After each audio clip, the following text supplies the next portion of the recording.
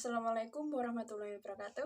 Halo semua, perkenalkan saya Darin Kusuma Asih dari kelas 11 MIPA 7, nomor absen 9.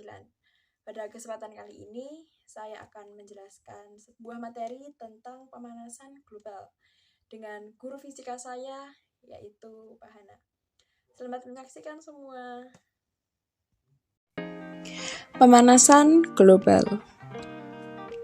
Menurut peneliti dari Center for International Forest Research atau CIFR menjelaskan bahwa pemanasan global adalah kejadian terperangkapnya radiasi gelombang panjang matahari atau gelombang panas atau inframerah yang dipancarkan ke bumi oleh gas rumah kaca.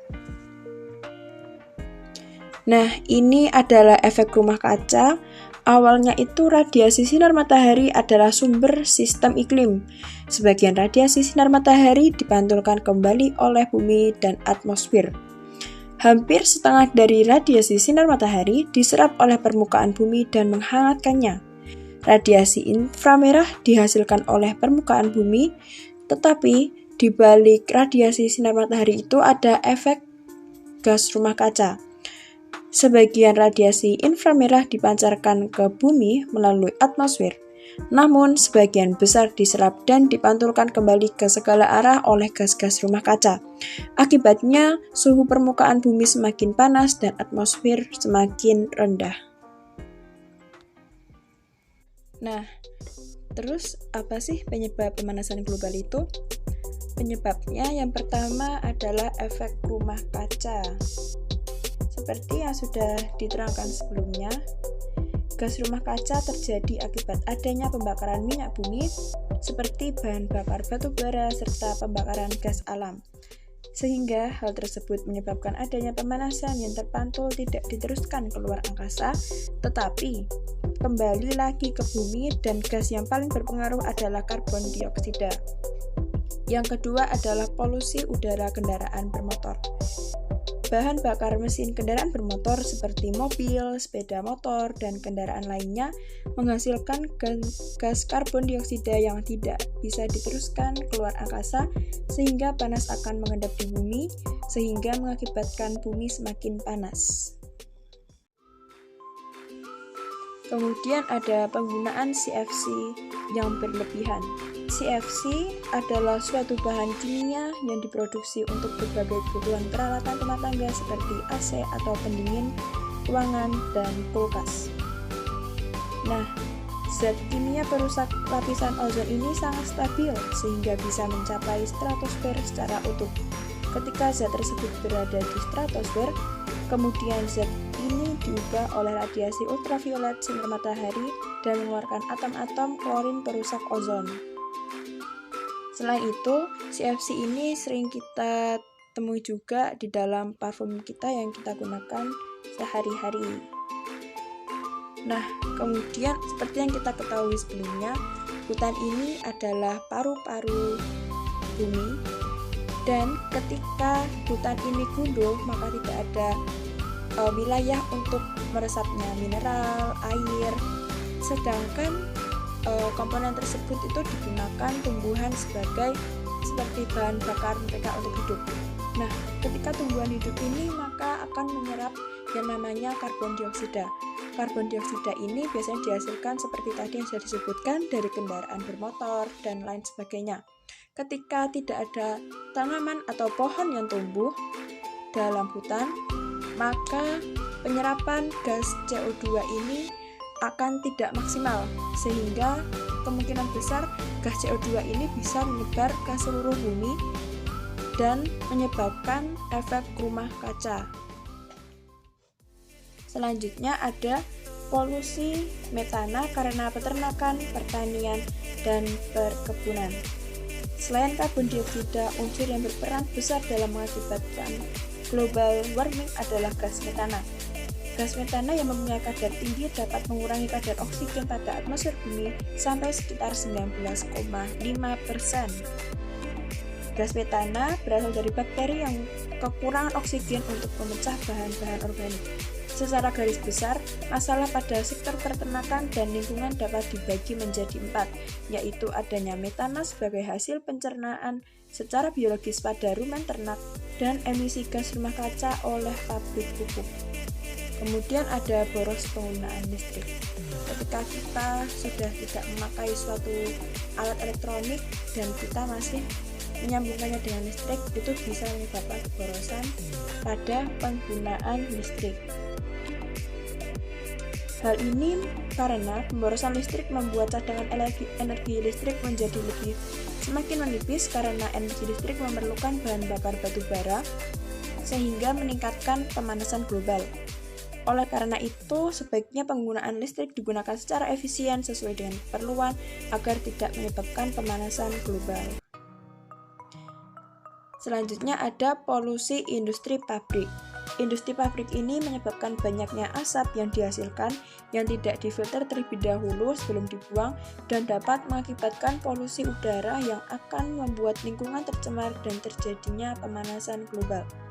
Zat yang keluar dari proses industri berupa zat yang berbahaya seperti karbon monoksida, hidrokarbon, dan senyawa lainnya yang dapat membahayakan kesehatan alam dan manusia. Kemudian ada sampah plastik. Sampah plastik ini masalah yang sering kita temui dalam kehidupan sehari-hari, yang bahwasanya sampah-sampah plastik ini tidak didaur ulang menggunakan cara 3R, dan ini juga akhirnya sampah plastik akan menghasilkan gas metana dan etilena ketika terkena sinar matahari. Gas metana alami atau buatan dikatakan sebagai penyebab utama perubahan iklim, dan hal ini berhubungan dengan peningkatan pemanasan global. Sampah yang setiap hari dihasilkan manusia, terutama sampah-sampah yang tidak bisa didaur ulang seperti styrofoam dan plastik, juga menjadi sumber lain dari emisi gas CO2. Nah, setelah mengetahui apa saja sih penyebab dari pemanasan global ini, maka ada dampak yang ditimbulkan dari pemanasan global. Yang pertama adalah mencairnya glasier dan es di kutub. Karena pada saat pemanasan global ini, suhu di udara itu semakin meningkat, sehingga es-es yang ada di kutub utara itu lama-kelamaan akan mencair, dan yang terlihat seperti di foto ini, gunung es yang ada di kutub juga lama-kelamaan akan mencair.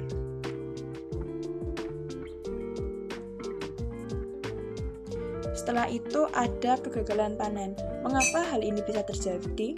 Hal ini bisa terjadi karena seperti yang sudah dikatakan sebelumnya, bahwa pemanasan global ini juga membuat suhu di permukaan bumi semakin memanas. Nah, suhu yang memanas ini menyebabkan tanah yang ada di sawah, di tempat-tempat untuk kegiatan menanam itu pasti akan retak dan kering seperti yang ada pada gambar. Selanjutnya ada hilangnya terumbu karang.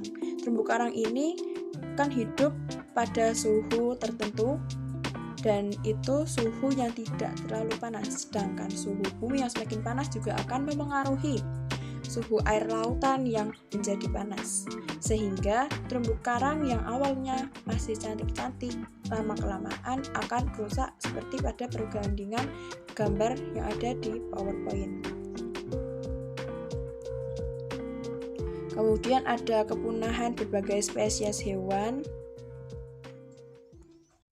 Nah, setelah mengetahui dampak yang berbahaya dari pemanasan global ini, sebenarnya kita bisa mengupayakan untuk meminimalisir terjadinya pemanasan global, yaitu mengurangi penggunaan sampah plastik.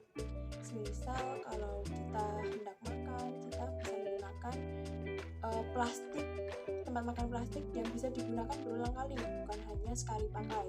Kemudian yang kedua yaitu menggunakan transportasi umum, sepeda, atau bahkan berjalan kaki ketika kita pergi ke tempat yang dekat. Yang ketiga yaitu melakukan reboisasi terhadap hutan yang telah gundul. Yang keempat, ketika kita mencetak suatu dokumen, itu hendaknya kita mencetaknya ada 2 halaman, bukan hanya 1 halaman, dan kita mencetaknya bolak-balik. Setelah itu, mengolah sampah organik menjadi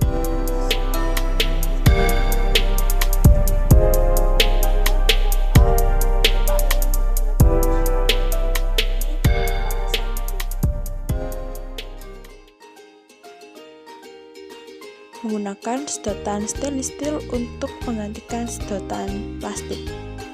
Kita juga bisa mematikan saklar ketika lampu tidak dipakai. Setelah memahami dan menyimak materi yang telah saya sampaikan sebelumnya, kita bisa menarik kesimpulan. Jika di masa yang akan mendatang manusia tidak bisa menjaga lapisan ozon bumi agar tetap stabil, maka akan terjadi pemanasan suhu bumi yang semakin meningkat. Hal ini menyebabkan banyak sekali kerusakan yang terjadi. Oleh karena itu, selagi kita masih bisa jaga bumi, marilah kita rawat bumi ini demi generasi masa depan kita.